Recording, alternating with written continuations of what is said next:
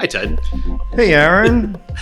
From 809 Restaurant and Lounge on Dyckman Street in Inwood, New York City, welcome to Inwood Artworks On Air, where we meet the musicians, filmmakers, writers, theater makers, and artists of all stripes that make their home in what we affectionately call Upstate Manhattan.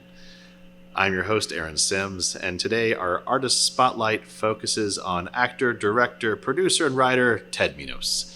Ted has appeared on stages across the country, but locals are most likely to recognize him from his appearances at the Inwood Shakespeare Festival as Macbeth, Hamlet, Othello, and many others, and possibly Andrew Aguchick in the very first Inwood Film Festival. Definitely.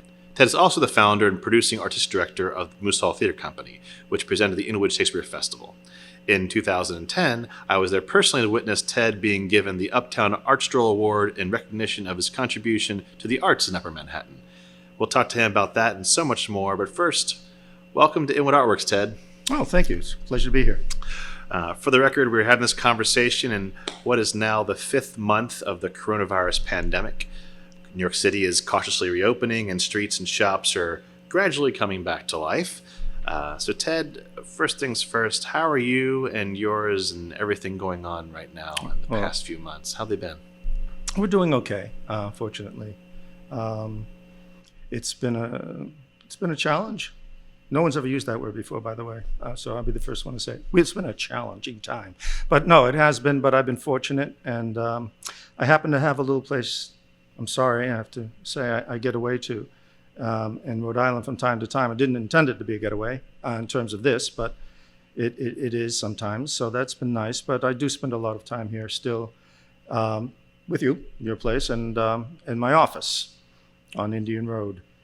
Well, let's go back to the beginning in simpler times. You were part of the theater and art scene here in Inwood, Northern Manhattan, for 2 decades, before you left to Rhode Island on occasions.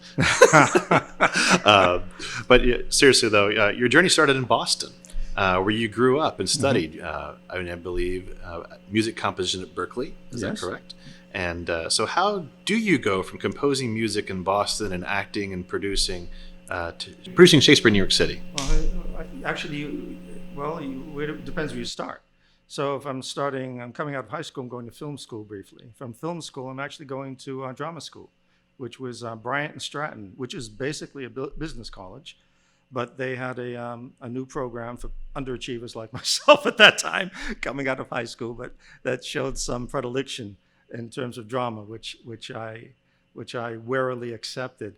My aim, I think, at first was to be another John Lennon, or maybe a Stanley Kubrick, which hasn't entirely left my field of hope. I went there first, and I did find myself going to music again, and I was accepted at Berklee College of Music, and that was quite a turning point. There was a discipline required of a musician in that day and place, especially with that raw jazz music.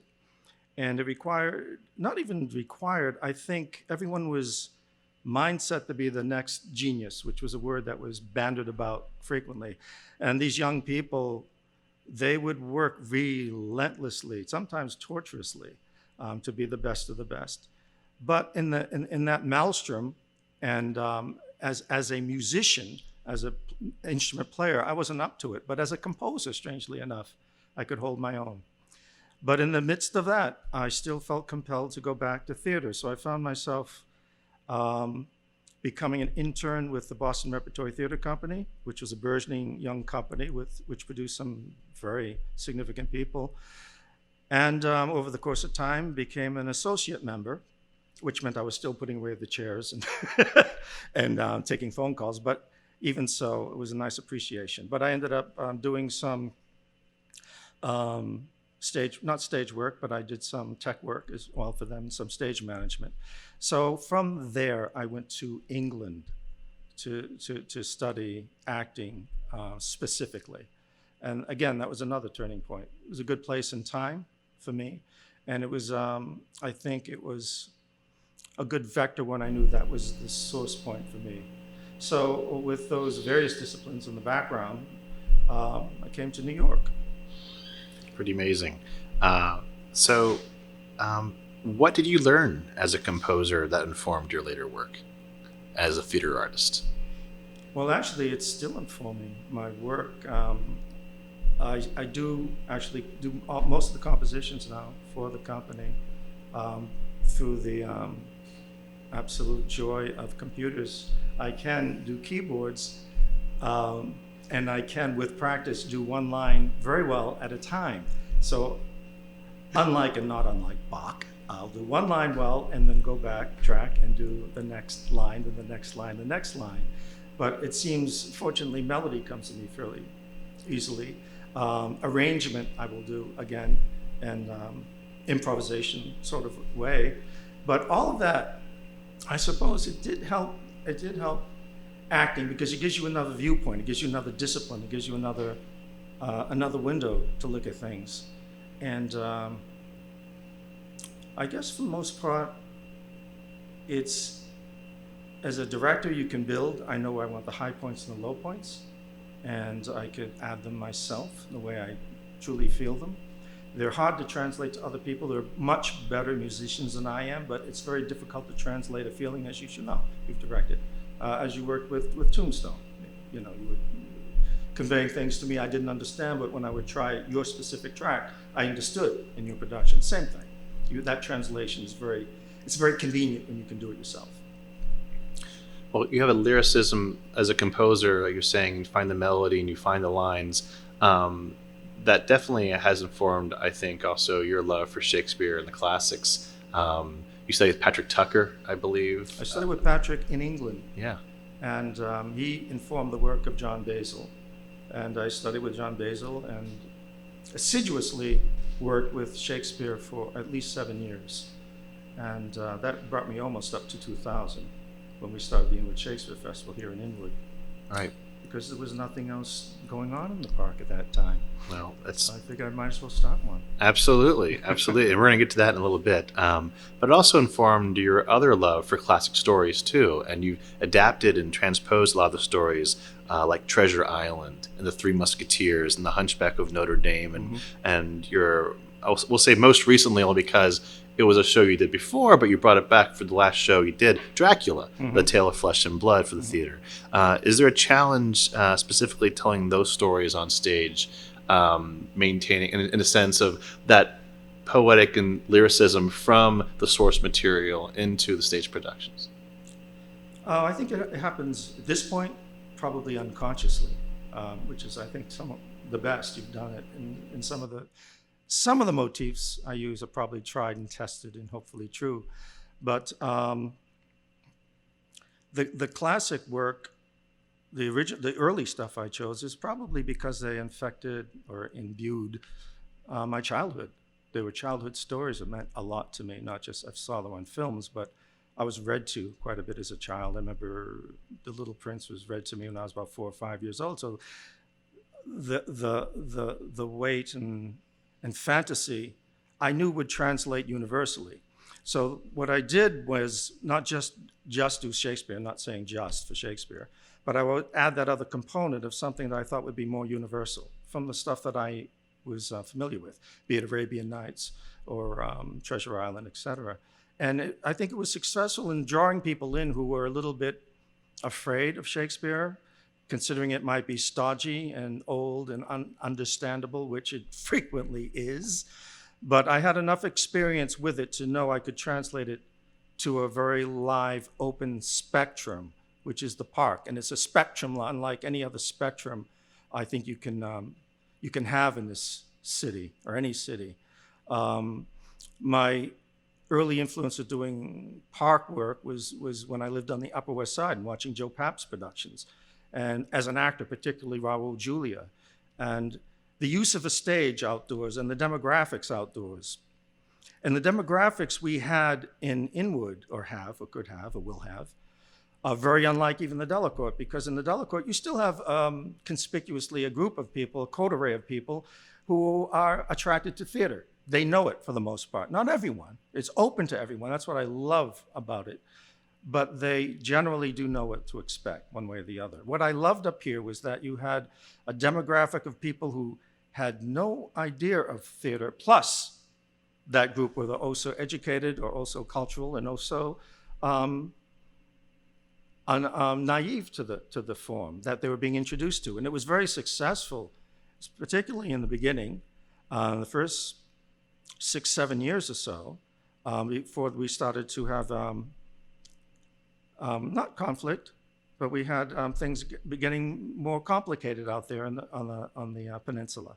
And unfortunately, the very core group, I created this theater to represent and serve, in a sense, it put me at odds with that particular group that I was a part of myself, being a person of color, black person of color, black mixed person of color. And that was unfortunate. I do understand that it's also complex on the side of the parks. It's also complex on the side of society, but that was a significant element in drawing it to its hiatus. And I won't say close because life keeps going on. That's right.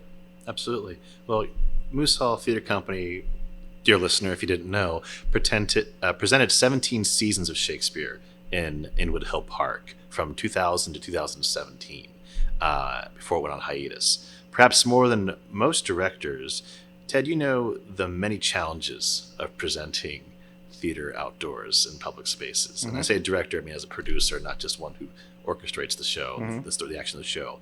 So tell those who have not experienced any of those 17 years, what is gained in presenting Shakespeare for this community, or obviously the classicals that we did, the Musketeers, the Arabian Nights, and Inwood Hill Park. So what is gained for yourself? What is gained for the not just I think it works on both levels. I think it works just as what is gained. Actually, I'll say on 3 different levels. If you want to attack it that way, what is gained is for the individual artist who's getting that experience to be out there. What is gained for the audience who's experiencing the story being told in that spectrum, and also what you talked about before with that experience being presented in this community for this community. Okay, very good. As an artist, you have. I work with many actors at this time, and they come from various disciplines. But you do readily learn that you have to get up and frickin' go when you're out in the park. You don't have time to adjust yourself, to wait, to get into the moment. Some try, but more or less, you have to get out there. They learn fast, don't they? You learn fast. It's not like I heard about Steppenwolf, the spit, I'm ready to go. But you do need that. And it's not only needing that, it's to understand that you can do that. Your preparation can be that quick. And you learn that method with experience. And I think it's a muscle builder. It's an intellect builder. It's an emotional builder. It's a focus builder. And just some of the things in terms of being an actor. And you have a directness with the audience unlike any other stage. I mean, directness, you're out there. And if you're speaking about Shakespeare, it was built for that particular kind of atmosphere. He built it and wrote it and inwardly directed it through his text for an audience of disparate knowledge and experiences. And that's what's so wonderful about him, almost unlike anyone, unlike even today for the most part. We write and we produce and we cajole and we speak to the choir. He was talking to a plethora of people. And it was, to me, the most striking, marvelous thing about it. And that is what something out of Shakespeare and out of doing it outside, I still hold as an ideal, even when I'm back in a traditional venue. But boy, does it tell you a lot about keeping people in their seats, because the distractions, now we're getting back to doing it outside, the distractions are various and they come at unexpected times, and you have to embrace them and love them. Especially we were with the trains and sometimes helicopters and the geese and the joggers, and et cetera. And jet skis. And the jet skis and the music, and later on the mariachi bands. So in the middle of King Lear. This is all true. This is all true. And you can roll with it. So it is an experience in and of itself, very different than distinct than anything else. So Yeah, it's beloved by me. It has its place. And especially today, I love the fact that you have so many people of so many different cultures, belief systems, politics, what have you, in the same place, enjoying the same thing, feasting on those same words, finding something for themselves. That's poetry. That's poetry. So I'd say Shakespeare is my mentor, and I learned that from the experience. We covered 2, I think, out of 3, or 1.5. Let's see, what was the third one? I'm not going to cut the pie in half for you. I'm not going to give you smaller slivers of it. But as the multicultural community enjoying it, because you got the actors, and honestly, you kind of said it with the audience. It actually applied as well to the community at large. That is Inwood, and well, a number of places, being New York City, and that was a great love, and hopefully we can bring that back, because that doesn't exist even in Delacorte. That was something to us I still feel we should build upon. Not just in terms of theater, by the way, and music, et cetera. That platform is a marvelous platform. But for theater, it was terrific.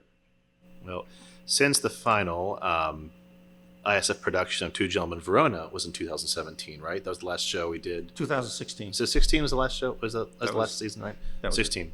The community thankfully has been able to still get an occasional local theater fix with contemporary work by those like Up Theater Company, whose last few years have been produced predominantly in Washington Heights, though. Mm-hmm. Educational theater presentations have been consistent through People's Theater Project, through that realm, down at the United Palace or in schools. Yet, I just wanted to point out to the listener that yet there remains a noticeable absence of the presence, the presentation of professional theater in Inwood consistently, and not only in the park but in the neighborhood. And I thought I think it's worthy to point out that you gave the neighborhood that for that amount of time, and I see it as a resident, I'll just say, noticeably absent from our community since, and it's. Which is also calls you saying, so why is that? Why hasn't someone, why do you think that is? Why do you feel professional theater can thrive here? Of course it can thrive. It can thrive absolutely anywhere. And if it can't thrive in anywhere in New York City, you're not worthy. You just don't have the salt. So of course it can thrive here. It's the support, and the support comes from various venues. If you're talking outdoor theater in the park, then you're talking with the Parks Department. If you're talking outdoor theater, say in the parking lot, which I remember from the Expanded Arts days, you're talking about going into a private business affording you that space. But it's finding that space is, first of all, what you need, as Peter Brook said, you need the space. That's one, and perhaps only when it comes to producing.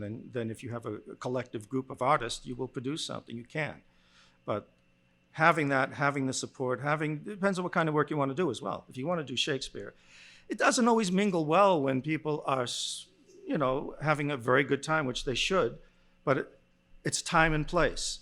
I think sometimes it's a definition of time and place. I was actually invited to be where we were on the peninsula. I was invited by the Parks Department to come there. We did a couple of years where you are now in the soccer field, the Gaelic field, and they asked us to come back, and sure enough we did, and it built in reputation, and hopefully and worthiness. But it became difficult.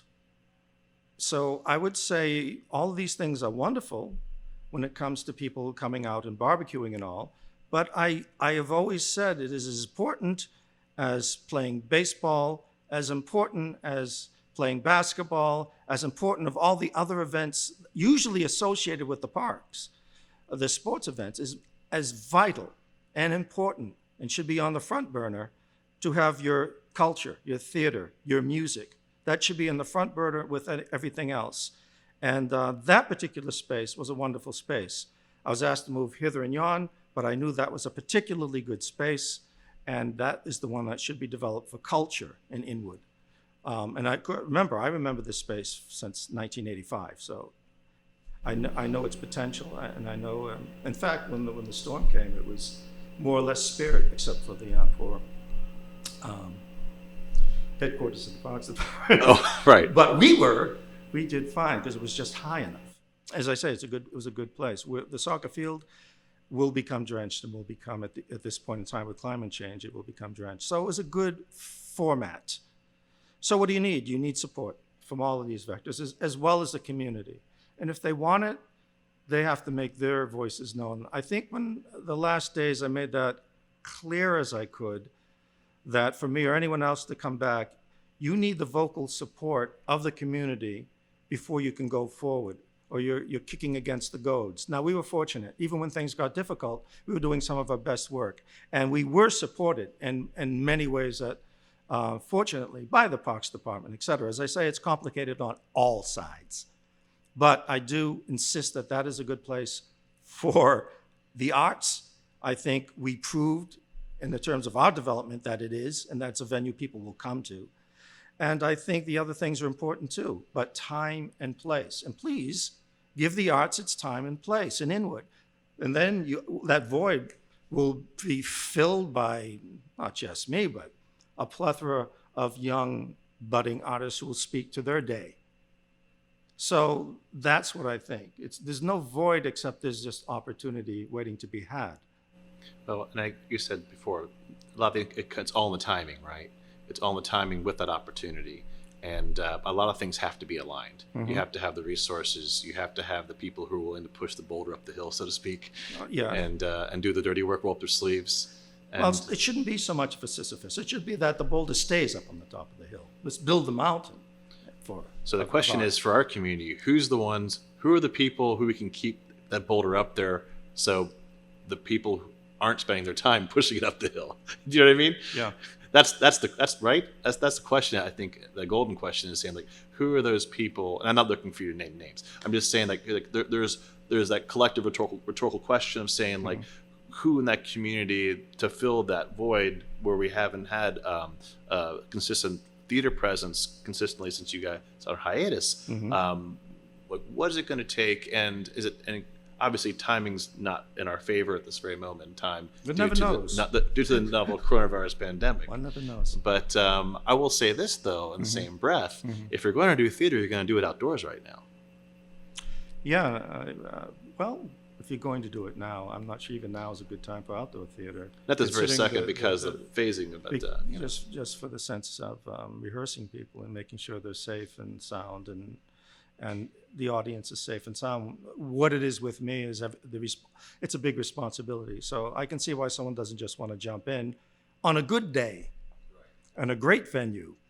But and considering with the challenges, I'm not surprised that people haven't jumped in the last couple of years. And that would only be 2017 and 2018. It was open. I'm sure the permits could have been requested, but the challenges are formidable at best. And they will always be formidable at best. So you have to be a particular kind of a person to want to do that. It has to nourish you. Fortunately, it nourished me. I had a great partner when it comes to the outdoor theater, my wife, who passed away. She's a fantastic partner, and I had a lot to do with the feeling of the organization as well as just physically putting it up. So things have changed too, but it doesn't mean there's not a new day and that there's not a new group of people, because that's life. It renews. And sure, there can be a renewal. And sure, you don't know if this is a catalyst to something more challenging or a catalyst to something significantly open and surprisingly good in terms of the arts. One doesn't know. Things turn on a dime. History, art, everything. We'll read it about it in the funny papers, as they say, when it all happens behind us, right? Well, in the funny computer. Well, exactly. Yeah, online, our zeros and ones will take us there. Well, as we said, it's a strange time right now. Shops and restaurants are partially open here in New York City at the moment, and around the country. But it looks like it's going to be some time before we'll see live theater in a traditional sense. It's going to be a while. This is why I said open air. At least use the opportunity to have that social distancing and the spacing, and to possibly give it a sporting chance, so to speak, to get it out there. But as both an actor and a producing director of the theater company, what are your thoughts about the future coming up, given this climate? Well, in this climate, Yeah. there'll be wary productions, I'll say. I heard there's actually an equity production in somewhere going on. Up in Barrington, there's going to be Barrington, one. Yeah. right. So there'll be wary productions, and which is a great thing. I think very important that people have the courage to do so, and I'm sure the audience will appreciate it. They'll be glad to come and with their families, friends, and lovers to listen to music or to see some live drama. So it will out. It's nothing will stop theater from coming back. It will have. I think these new challenges will give it new nuances when we do come back. I had to reschedule my show. I was going to do the Chariot at the 13th Street Theater this December, and I feel that's not likely. So it is rescheduled. So it's rescheduled for 2021 in December. In the same spot. In the same spot, the 13th Street Theater, which is gainfully going on, which is wonderful. I had That space has a been discussion around. today with Joe Batista. It'll be that space and the cockroaches at the end of the world. Well, let's hear it for the cockroaches and the artists then, okay? Exactly. But it's one of those wonderful spaces that still exist One of the few. for smaller companies like yours Mhm. who are able to actually keep creating Mhm. and not being burdened by a lot of the overbearing costs of larger houses. Yeah, so that's what we're getting at there. they're quite optimistic about being around, which is phenomenal. It's great. It's fantastic. And in this climate, we've lost so many spaces. Yeah. So it's particularly heartwarming to hear that's going to be around for the couple years. So we should talk about next summer Yeah. in Inwood. There we go. We All right? we should give it a chat. We should, absolutely, because you know what? Anything can possibly, like I said, opportunity, right? Opportunity. The opportunity. Now, you're doing a marvelous job. I say this publicly. You're doing a marvelous job outdoors with the film and the music and the dance that you're introducing in the last couple of years. I thought that was marvelous and wonderful. Well, thank you. Thank you so much. Appreciate it. And for those of you who didn't know this, I've worked with Ted for years at Inwood Shakespeare Festival and Moose Hall Theater Company, back to 2005, actually. I just think that I think it's worth the listeners bearing to note that this community, I feel, owes a debt of gratitude to Ted Minos and Catherine Bruce and the family and all those, I'll say that core group, so to speak, who you spoke of. You know who you are, people, who have spent their time and donated their spirit to bringing live performance to the peninsula and Inwood, because we're venue challenged. For those of you who don't know our neighborhood, we're venue challenged. There's not a performing arts center. There's no local union house, so to speak, that you can actually kind of rent out and just put up a show. You have to be creative, and a lot of companies have been very creative. Like I said, Up Theater Company's been able to rent a few spaces here in the neighborhood and have done a few things. Some smaller groups, Pied Piper had their own out of a church for years, a Holy Trinity. There's been a lot of great groups, again, putting their nose in the grindstone. But getting back to something you said earlier about that boulder staying at the top of the hill, is that would be a dedicated performing arts space. Yes, it would. And that would either be, obviously, a bricks and mortar or possibly in the park. I think of something, it could be mobile. We did discuss that. I think that's the necessity. Yeah. To have something dedicated on the peninsula. On the peninsula On would the be great. peninsula would be good. That I think is essential, and I think that would benefit everyone. It's not for one group, select group. And Right. When it comes to theater, I think the disparaging things that were said, unfortunately, was that it was a cultural divide, and it's anything but. And of course, I created it for you could say inner city, and it shouldn't be there. That onus has to be gone. When you're talking about support, that onus has to be erased to get even more support than we had before. I did productions in Spanish. I did Calderón de la Barca, Life is a Dream in Spanish. Very few people were doing that in the park back in 2002. I did a bilingual production of the life of Emilio Zapata. So we were always striving to bring in other cultures, languages, not just Spanish, other languages and cultures, and I think that's vital. So there should be no divide. I think we all learn from all the other cultures. We all should participate in all the other cultures. I had no choice. I'm mixed, racially and culturally, but I think it's a good thing, and I think that's a good thing to strive for in theater. I think it's a great thing to strive for as well. Well, Ted, there's so much we didn't get a chance to talk about, but if they want to find out more about you and more about Moose Hall, where can you send them? Well, go to the easiest website to remember is Inwood Shakespeare Festival.com. Perfect. Well, thank you so much, Ted.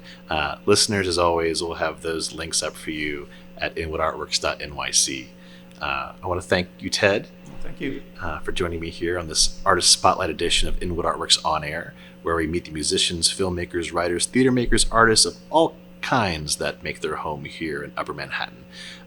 Be sure to follow us at Inwood Artworks and inwoodartworks.nyc to hear about all we do, including the Inwood Film Festival, Filmworks Al Fresco, pop-up art galleries, live performances, and so much more. And stay tuned for more episodes of Artist Spotlight.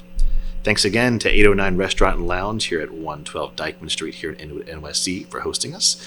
Inwood Artworks is all about supporting our local small businesses, and we hope you are as well. For Inwood Artworks On Air, this is Aaron Sims. Thanks for listening to this Artist Spotlight edition of Inwood Artworks On Air. If you have a moment, please show us some love right now by rating and reviewing this show on Apple Podcasts. It really helps. And stay tuned for more Artist Spotlight and live and local episodes monthly from Inwood Artworks. Inwood Artworks On Air is made possible with funds from the NISCA Electronic Media and Film Grant Program in partnership with Wave Farm Media Arts Assistance Fund and the support of Governor Andrew Cuomo and the New York State Legislature.